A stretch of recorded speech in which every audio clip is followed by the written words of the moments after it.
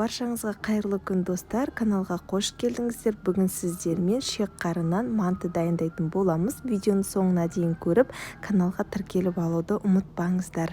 Ең алдымен қамырын дайындаймыз. Ыдысымызға су, тұз, 2 ас қасық сұйық май және де 1 жұмыртқамызды салып, жақсылап араластырып аламыз.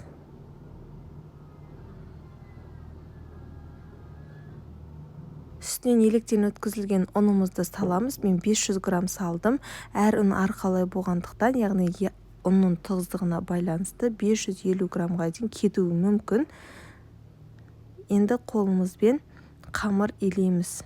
Орташа жұмсақтықта қамыр болу керек, яғни қатты болмау керек, қатты жұмсақ болып кетуде болмайды. Қанған кезде қамырымыз өзі жұмсаратын болады. Қамырымызды жақсылап басып, салафан қалташасына салып, қандыруға 15-20 минутқа қалдырып қоямыз. Енді салмасын дайындаймыз. Менде қойдың шек қарынынан осындай тартылған дайын фарш. Бұл жерде менде қойдың қарны, шегі, ұлтабары және де өкпесі барлығын бір қайнатып аламыз да, ет тартқыштан өткізіп дайындап аламыз. Енді осыған майдалап туралған пиязымызды және де дәміне қарай тұз саламыз. Қара бұрыш міндетті түрде қосыңыздар, менде болмай қалғандықтан қоспадым. Енді жақсылап араластырамыз. Міне осымен салмасы дайын. Енді қанып тұрған қамырымызды аламыз да, осылай жақсылап күлшелеп басып, салафан қалташасына салып, тағы да 5-10 минутқа қойып қоямыз. Егер де сіздерге осындай үлкенірек қамырды жаю қиынрақ болып жатса, 2-ге бөліп алсаңыздар болады. Мен бірден жайайын деп тұрмын. Бастапқыда осылай қолымызбен басамыз, кейін оқтауға салып, 2 шетін баса отыра жұп-жұқа етіп жайып аламыз.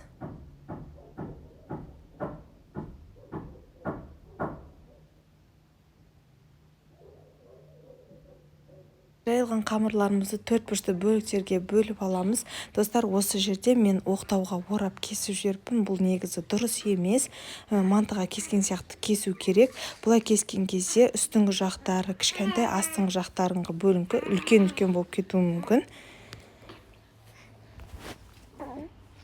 Міне осылайша 4 бұрыштылап кесіп аламыз. Міне осындай қалыңдықта болу керек. Енді барлығын осындай столдың үстіне жайып аламыз да, ортасына салмасын салып, түйіп шығамыз.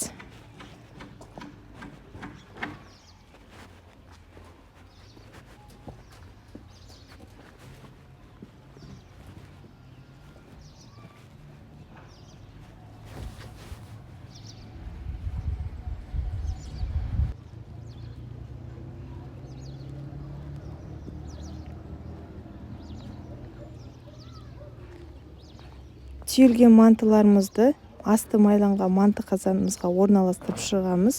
Қатты жапсырып салмау керек.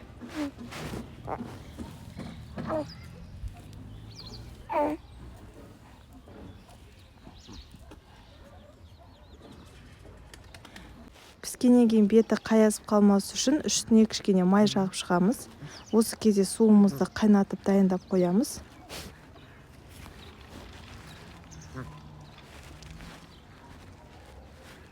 Қайнап тұрған судың үстіне қойып, 45-50 минут аралығында пісіріп аламыз. Міне осымен біздің мантыларымыз осылай пісіп шықты. Өте дәмді болады, жасап көріңіздер. Ешқандай да шек қарынның дәмі, иісі шығып тұрмайды. Оның барлығы жақсылап жуып қайнатып алсаңыздар болғаны. Және де мантыны қалауларыңызша подливпен ұсынуға болады. Міндетті түрде жасап көруге кеңес беремін. Видеоны аса лайк басып, каналыма тіркелуді ұмытпаңыздар. Назарларыңызға рахмет.